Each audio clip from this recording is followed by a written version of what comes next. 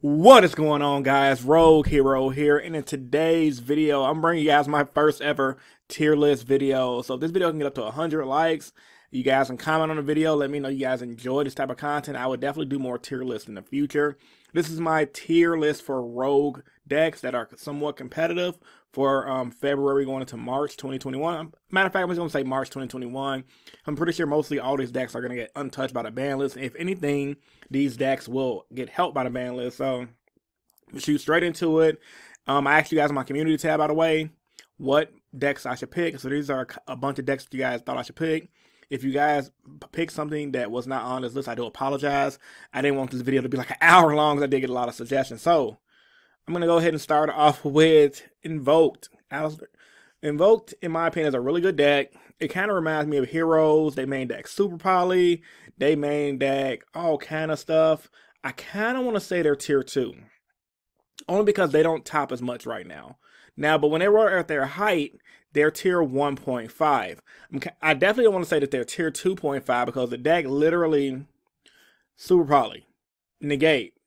If you do the Shadow variant, like the Shadow Invoked or Invoked Shadow, bro, you're in there. So I think honestly a fair assessment, because I'm playing Heroes, and like every time I play this deck with Heroes, we go back and forth. I think it's a solid tier 2 deck. Only because like this, from what I see people play with the deck, they don't really have that much success with it. Maybe on the local level, maybe on the regional level. However, I don't really see it as often. But I think tier 2 is a solid assessment for this deck, only because it's really good, and the fact that it can make next Super Poly is amazing.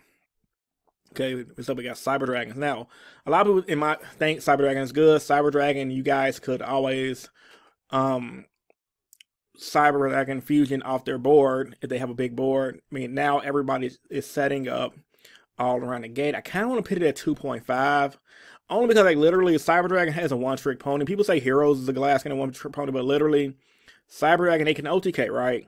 But they don't do it. They don't pick the. I don't get scared when I play against Cyber Dragon. Like the deck it feels so free. I think tier 2.5. Yeah, tier 2.5 is actually good because honestly, like I think it's a trash deck. And honestly, I don't. Cyber Dragons is like, it's scary, but it's not Invoke scary. You feel me? Heroes. So the deck, you guys already know that I'm a master with. I love this deck so much. Definitely leaning towards a tier 1.5. Some of you guys may be like, oh, he's biased, click the video, unsubscribe, unlike. But bruh, hear me out, man. Like, obviously Heroes don't have the results. None of these decks on this list, for that matter, have the consistent results. Give or take a couple of decks like Prank Kids, for example. In my opinion, Heroes as Prank Kids good for this meta. Right now, we are in a dice roll format. Like, if we weren't in a dice roll format, okay, I'd be like, okay, Heroes is tier 2 at least. Based on the Fusion Destiny combos, you can turbo out Dark Law easily turn 1. I feel the Dark Law Plasma is not getting outed unless the opponent has a Nibiru, Super Poly, cards that can affect any combo deck. Of course, Heroes, if your opponent has Regeki, Lightning Storm, there's a good chance they could lose. We can play around Lightning Storm for Fury that you're going to bring it in. We can always go Sunriser and then Dark Law in defense mode. I think, honestly, Heroes is tier 1.5. Like, some people might say, oh, Heroes is not as good as Prank Kids. So you guys see Prank Kids right here. But literally, I disagree. Like, and I have my research to back it up. I personally did well on my most recent regionals when we were having the regionals with Heroes. I almost top 8. I finished X2-1. So, I mean, okay, I didn't almost top 8, but I still finished off pretty freaking good for using Heroes. And I lost like time one time. The dude that drew with me, I should have beat him. One dude I lost some time too. So it was kind of like, that regionals was a little iffy, but I'm glad I did good with the deck. So you guys disagree, want to argue, let me know in the comment section down below. Okay, Dark Magicians, man. See, Dark Magicians is tricky. I want to put it at tier 2, right? Because literally, Dark Magicians, they could when they get the ball rolling, they get the ball rolling. They really do get the ball rolling. However, with that being said, I don't really know if it's gonna be tier 2.5.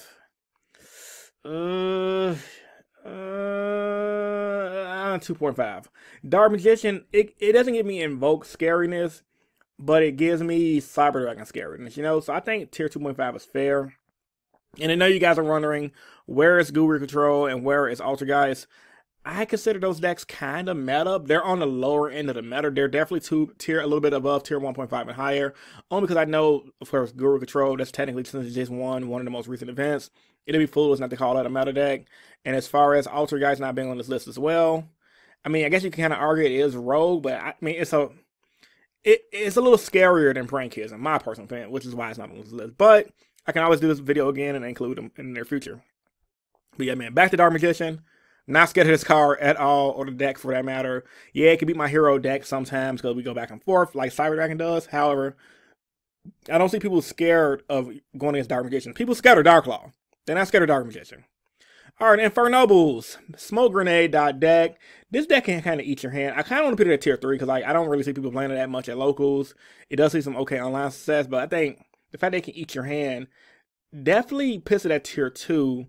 I would say tier 2.5, but from my own testing and experience with this deck, it's not as scary. These decks are scary, but these like Infernobles, like eating your hand and turboing and playing the Neos combos and the Isode combos, bro. Yeah, it's definitely solid tier 2. Like in my opinion, once again, reason why Heroes once again is tier 1.5 is because of Darklaw. But yeah, this is scary too in your hand. It could be arguably tier 1.5. I don't know, man. I don't know. Infernobles, kind of like Heroes, they can eat your hand. I mean, Invoked is kind of like, I mean, they could do something with the Invoked Shadow play, but pure Invoked is like, yeah, okay. So, okay, no, 1.5.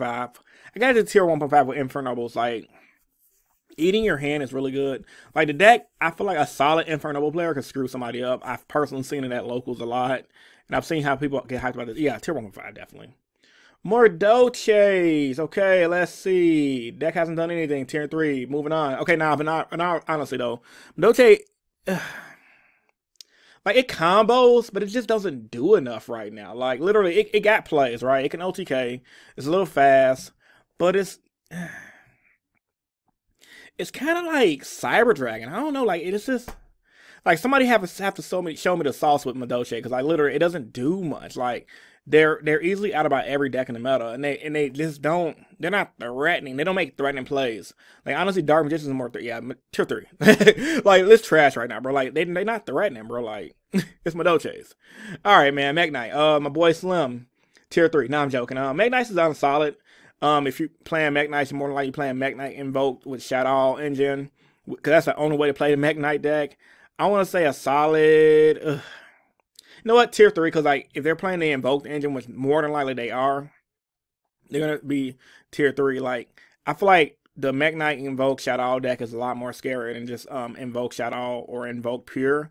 But then because this deck does a lot of plays, like one Slim YGL, my homie, he does really good with the deck. I've seen him like explain the deck and break down, see what it could do. But then again, it's like it doesn't do that well at local level though, man. Like I don't see it in my regional area. I don't really see people talking about that online that much. Yeah. Is it scarier than this? Yeah, it is, because they got play. Yeah, tier 2. I'll give it tier 2. A little on Infernoble, but yeah. I know Slim's gonna be like, man, F you, man. Sorry, Slim, but yeah, it's tier 2, bro. Mermails. Ugh. Good plays. Is it as threatening as Dark Magicians? Not real. Well, a little bit. Is it as threatening these two decks? Okay, let's see. They got, yeah, nah.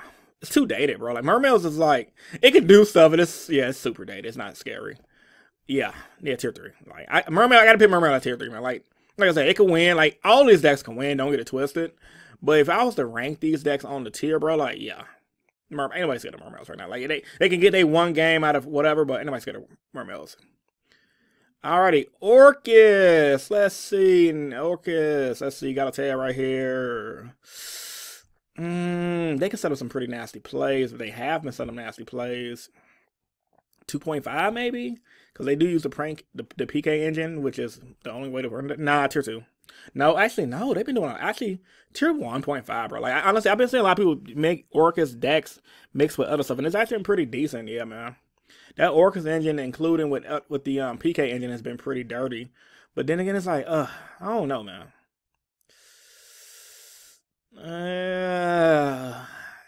All these negates. Yeah, I can set up a board negates. Tier 1. Alright, Prankheads. This is easily going to tier 1.5. I don't even need to think about this one.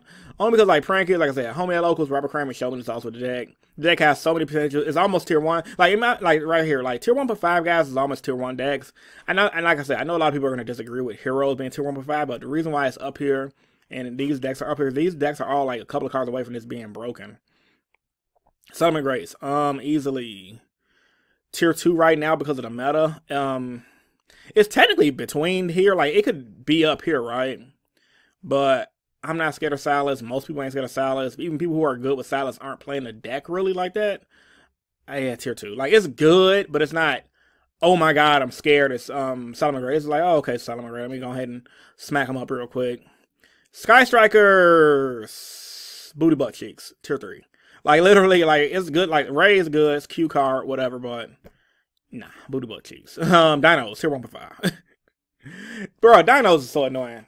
This deck, it floats in and out of being tier 1 and 1.5, but Dinos is literally the type of deck that this grinds my freaking gears, bro. Like, literally, they always had the outs. They always went to one of the best boss monsters in the game. It can still do good. People do it good with it right now. Yeah. All right, so I got 2 more decks, Unchained and then Shadows. I'm gonna do Unchained. It's not as scary as this deck, right? It's not as scary as these decks. Because the deck, technically, when it could, honestly, like, don't get it twisted. The last time I played against the deck, it destroyed me. But it wasn't threatening. It doesn't do, like, it uses the opponent's monsters to do stuff, which is cool. And it can loop it, and it's annoying.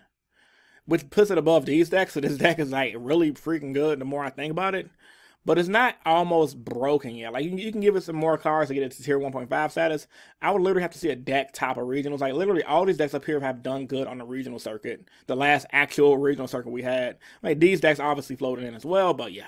Tier 2. I think, honestly, Unchained is a solid tier 2 pick. It's really, they have some dirty plays, man. They have some dirty plays. And Shadows, pure Shadow, Invoke Shadow Parents. Shadows by themselves. Okay, nah, tier 2. Yeah, I don't know. Because a lot of people shout out, yeah, no, actually, no, 1.5. 1.5, like, these can float hand to hand, like, pure Shadows over pure Invoke, though. Like, Shadows have Construct, they have Window. They can still, if they wanted to, I encourage people to tech Mass Change number 2 to make Dark Law. Like, there's a lot of cute plays Shadows can do.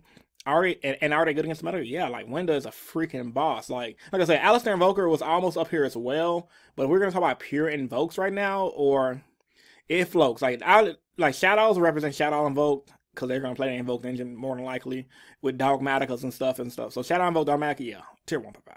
Yeah. All right, man. So this is my first tier list, man. Tell me how I did in the comment section down below. If you guys made it to the end of the video, smash the like button once again. And put Booty Buck Cheeks in the comments, letting me know you guys made it to the end of the video. All right, man, it's your boy Rogue, and I'm signing out. Peace. See you guys in the next video.